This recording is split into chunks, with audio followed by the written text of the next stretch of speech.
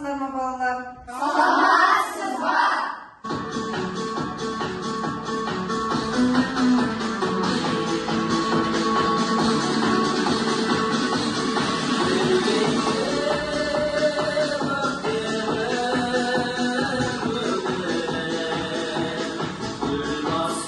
Балалар, біздің қазір ғана тыңдаған әніміз қандай ән? Кім айтады?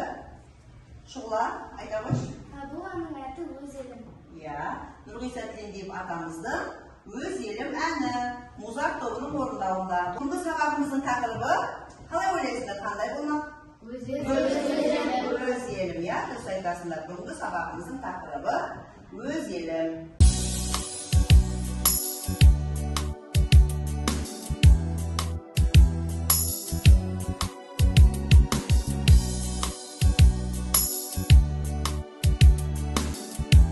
Ал балалар, енді бүгінгі жаңа тақырыпты тағы да тереңірек түсіну үшін мен қысқаша сендерге қазір видео қойып берейін.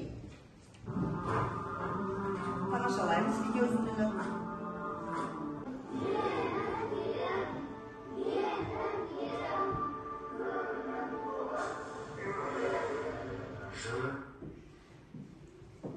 Не балалар, осы қысқаша ғана видео үзіндіден не байқадық қане? Мен бұл видеодан байқағаным, бұл видео әркімге мотивация береді. Иә, Баян сұлу дұрыс айтады, иә балалар? Жалпы біз кез келгеніміз өзіміздің отанымыздың патриотымыз, иә? Әр адам өзінше осы отанын сүюге, отанына бір жақсылық жасауға өз бетінше үлесін қосып жатыр деп есептеймін.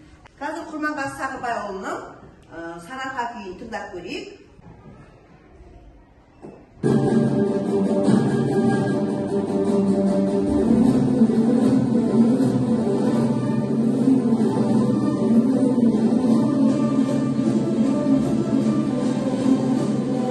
Балалар, қазір барлығымыз алдымызда тұрған оқулықтың 94-95 беттерін ашамыз. Осы оқулықта байқасаңдар, мына жерде Сарыарқа күйінің астында тірек сөздер берілген, иә? Осы тірек сөздер арқылы жалпы біз қазір естіген күйіміздің, тыңдаған күйіміздің характерін береміз. Дәптерлеріңді аша қойыңдардағыны тірек сөздерді пайдаланып, осы ойымызды қысқаша бір сөйлеммен жеткізетін боламыз.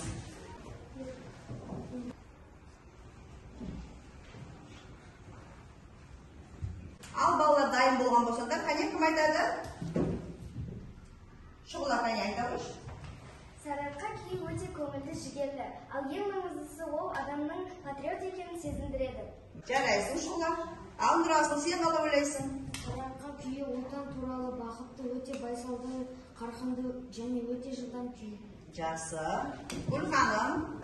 Сары даланы, алтын даланы суреттейтін, шетелге қазақтың болмысын көрсететін жігерлі, көңілді, жылдам күй Сарыарқа барлық мереке тойларда орындалса, біз бақытты болар едік. Жарайсың, көптеген тірек сөздерді байланыстырыпсың, иә, бірімен бірін. Ал Нұрмырза. Сарыарқа өте белсенді, шапшаң күй болды, ал тағы да жігерлі, жылдам. Жарайсың. Балалар жаңа мен айтып өттім, иә? Әр мамандық иесі өзінің қолынан келгенше отанға деген сүйіспеншілігін білдіріп жатыр деп, иә? Міне сол сияқты біздің өнер саласында, Құрманғазы атамыз айтып өттік, одан да басқа көптеген өнер саласында өзінің осы Қазақстанның дамуына, және де Қазақстанның көркеюіне, Қазақстанның өнер саласынан дамуына көптеген өзінің үлесін қосып жүрген біздің әріптестеріміз бар. Мысалға Димаш Құдайбергеннің бір өзі қазақтың брендіне айналды деп айтуға болады, иә? Бүкіл әлемге қазақтың кім екенін танытып жатыр, иә? Сол сияқты Нұрғиса Тілендиев атамыз жаңа біз өз елім, ең бірінші тыңдаған өз елім әніміздің авторы Нұрғиса Тілендиев атамызды да патриот деп айта аламыз. Ауылды аралап ұмытылып кеткен мынандай сазтырнай, шаңқобыз сияқты аспаптарды қайтадан жаңғыртты деп айтуға болады. Ал балалар қазір мынау сазтырнай аспабының кішкене дыбысталуын сіздерге қалай дауыс шығатынын көрсетейін, иә? Ойнап көрсетейін.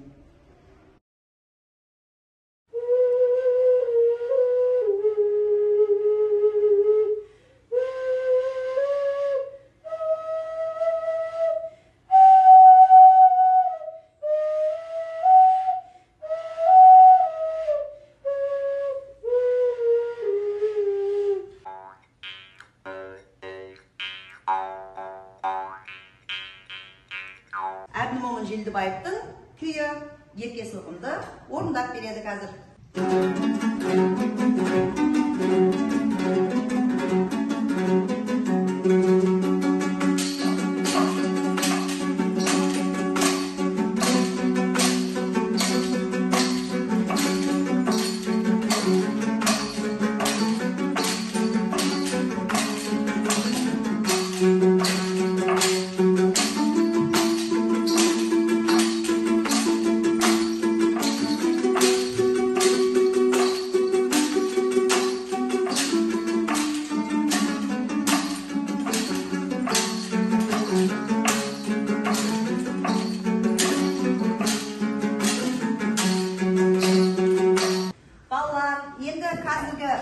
Біраз білгенімізді, түсінгенімізді нақтылау үшін мынау кездейсоқ дөңгелек әдісімен қазір білгенімізді тексеретін боламыз.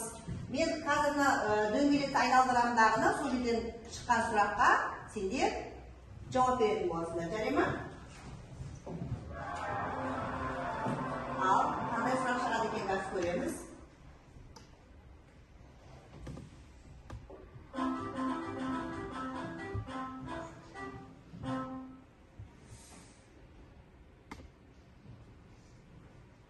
Нұрғиса Тілендиев кім деген сұраққа кеп тоқталды. Ал, кім жауап береді? Нұрғиса Тілендиев, ол қазақтың ұлы композиторы. Оның бірнеше күйлері әндері бар, я? Я, жақсы. Ал, енді келесі.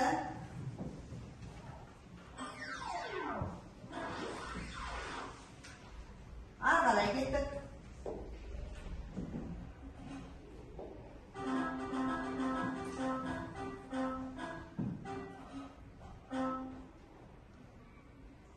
Қазақтың қандай ұлттық аспаптарын білесіңдер? Ал, қане аял айта қойшы. Домбыра, қобыз, жетіген, сыбызғы. Дұрыс.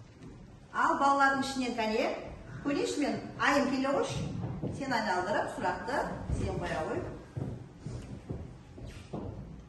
Ал.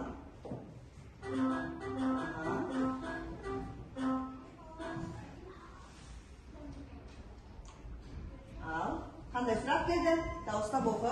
Патриот сөзі грек тілінен аударғанда қандай мағынаны? Патриот сөзі грек тілінен аударғанда қандай мағынаны береді дейді. Ал, Дарина Кәрен жауап бере ғой. Патриот сөзі грек тілінен аударғанда отан деген мағынаны білдіреді. Иә, отан, отандас деген мағынаны білдіреді. Арқалай. Бізде енді 3 сұрақ қалды, иә? Мөлдір келе қойшы, кәне. Кәне.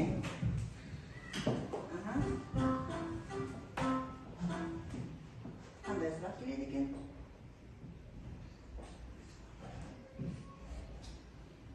Ал, дауыстап оқы. Өнерге еңбегі сіңіріп, шет елдерге қазақты танытып жүрген қазақтың брендіне айналған әнші. Оны бүкіл қазақ біледі деп ойлаймын. Мөлдір маған бере ғой, жақсы отыра ғой сен. Кәне, барлығымыз бірге айтайықшы.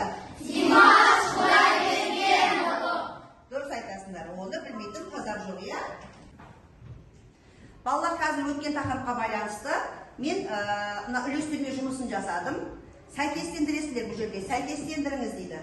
Қазір алдарына үлестірме жұмысын тарқатамын, ары қарай өздеріне түсінікті болады. Міне балалар, үлестірме жұмысы. Осы қағаздың өзіне белгілейсіңдер. Мына стрелка қою арқылы бір-біріне бағыттайсыңдар.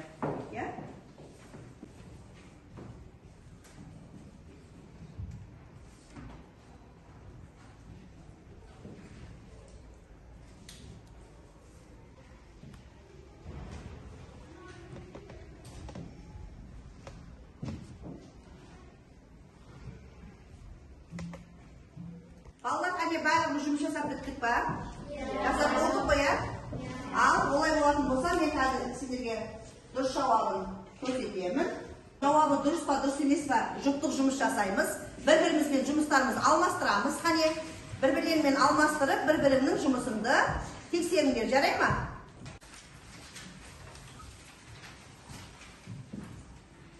Ал, балалар, мен де өз елімнің патриоты ретінде осы өнер саласына қосқан үлесім болсын деп Киелі мекен оңтүстік деген ән шығарған болатынмын. Әннің сөзін де, әнін де өзім жазғанмын. Қазір біз сол әнді үйренейік, иә? Бұл әнге арнайы клип жасалынған болатын. Қазір сол жаңа YouTube арнасына осы әнді тамашалайық.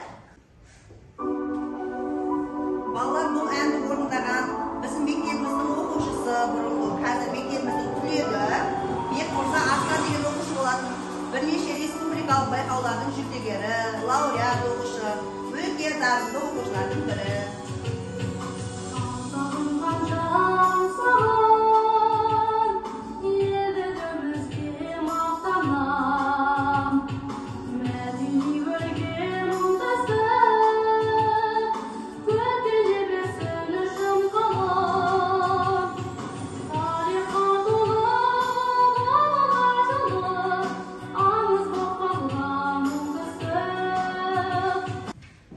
Балалар бірінші ән орындардан алдым. Кішкене дауыс шарттығын жасап алайық, иә?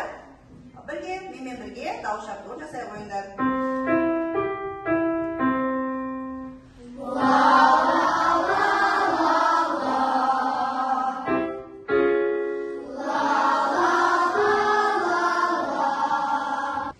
Ал балалар, енді домбыра аспабын сүйемелдеумен ән айту ережелерін сақтап отырып, барлығымыз бірге сыныппен осы әнді орындайық, жарайды ма?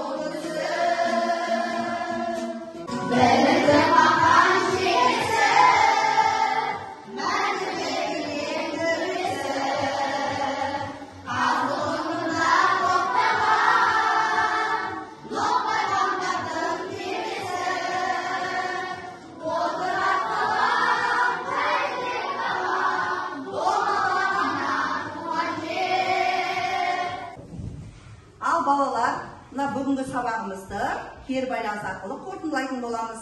Қазір мына жерде көңілді ноталар жатыр алдарында. Осы көңілді ноталардың жасыл түсін таңдаған оқушы, ол бүгінгі сабақ маған өте қатты ұнады, көп нәрсе түсіндім деген оқушы жасыл түсін таңдайды. Ал мен сабақты онша түсіне алмадым, сабақ орташа ұнады дейтін оқушы қызғылт сарыны таңдайды. Ал егерде маған бүгінгі сабақ мүлдем ұнамады, мен бүгінгі сабақтан ешнәрсе түсіне алмадым деген оқушы қызыл түсті таңдайсыңдар.